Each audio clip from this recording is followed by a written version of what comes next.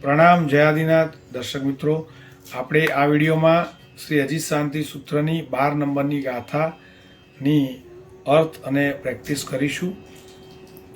તો ગાથા નંબર 12. તમ સંતિમ સંતિકરમ સંતીર્ણમ સબ્બભયા સંતિમ થુણામી જીણમ સંતિમ વિહેઉ મે રાસા નંદી અયમ. તો આના અંદર રાસા નંદી અયમ એ રાસા નંદીતક નામનો છંદ છે. ગાથા નંબર 11 ને 12 એ શ્રી શાંતિનાથ પરમાત્મા માટે છે. હવે આપણે એ આ જે ગાથા 12 નંબરની છે તેના અર્થ બોલીએ. તમ સંતિમ એટલે તે ઉપશમ રૂપને, સંતિકરમ તો શું કરે, શાંતિને કરનારા અથવા મોક્ષને આપનારા, સંતીર્ણમ એટલે રૂડે પ્રકારે તર્યા છે.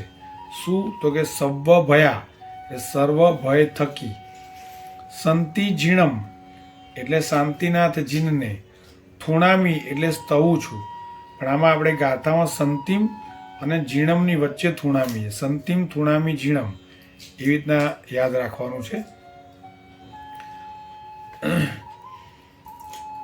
થુણામી એટલે સ્તવું છું, સંતિમ એટલે શાંતિને, વિહેઉમ એટલે કરવાને, એ એટલે સંબોધન અર્થે વપરાયેલ છે. હવે લીટી પ્રમાણેનો અર્થ કરીએ તો પહેલી લીટી છે તમ સંતિમ સંતિકરમ સંતીર્ણમ સબ્બ ભયા એટલે કે તે ઉપશાંત રૂપ, પછી શાંતિને કરનારા, સારી રીતે તર્યા છે સર્વ ભયો જે. બીજી લીટી છે સંતિમ થુણામી જીણમ સંતિમ વિહેઉ મે, શ્રી શાંતિનાથની સ્તવના કરું છું, જીનેશ્વરને શાંતિને કરવાને માટે મને. એ રીતે લીટી પ્રમાણેનો અર્થ છે.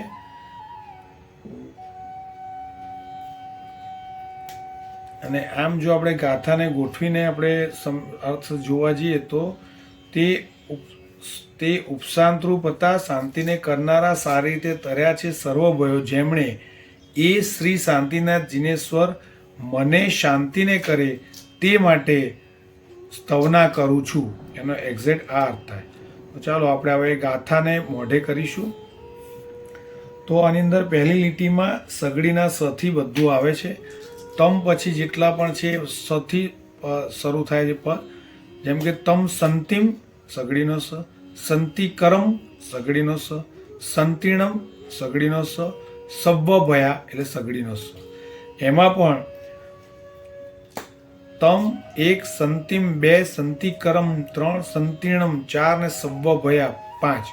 આ 5ની અંદર પહેલા 4ની શબ્દની ઉપર મીંડું છે, એ ખાસ એ ભૂલાય નહીં. જેમ કે તમ એટલે 2 ઓઠ ભેગા થવા છે. તમ સંતિમ સંતિકરમ સંતીર્ણમ સબ ભયા, છેલ્લામાં સબ ભયા છે, એમાં ઉપર મીંડું નથી. તો તમ સંતિમ સંતિકરમ સંતીર્ણમ સબ ભયા, તમ સંતિમ સંતિકરમ સંતીર્ણમ સબ ભયા, તમ સંતિમ સંતિકરમ સંતીર્ણમ સબ ભયા, તમ સંતિમ સંતિકરમ સંતીર્ણમ સબ ભયા, તમ સંતિમ સંતિકરમ સંતીર્ણમ સબ ભયા. તો હવે બીજી લીટી, એમાં સંતિમ થુણામી જીણમ સંતિમ વિહેઉ મે રાસા નંદીયમ.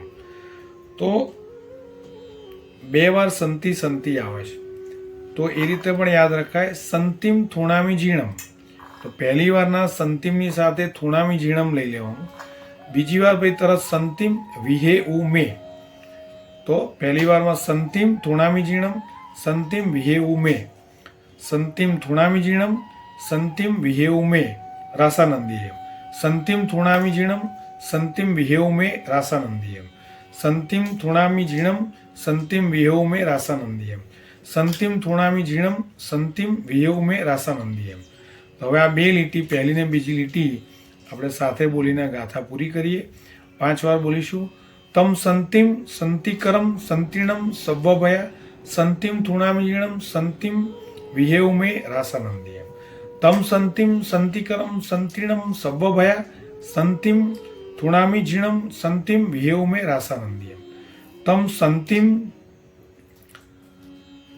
સંતિકરમ સંતીર્ણમ સવ્વભયા સંતિમ થુણામી જીણમ સંતિમ વિહેવ મે રાસાનંદિયમ તમ સંતિમ સંતિકરમ સંતીર્ણમ સવ્વભયા સંતિમ થુણામી જીણમ સંતિમ વિહેવ મે રાસાનંદિયમ. છેલ્લી વાર તમ સંતિમ સંતિકરમ સંતીર્ણમ સવ્વભયા સંતિમ થુણામી જીણમ સંતિમ વિહેવ મે રાસાનંદિયમ. તો આ હતી દર્શક મિત્રો ગાથા નંબર 12. જીનાગના કંઈ પણ બોલે ત્રિવેદે મિચ્છામિ દુક્કડમ. પ્રણામ. જય આદિનાથ.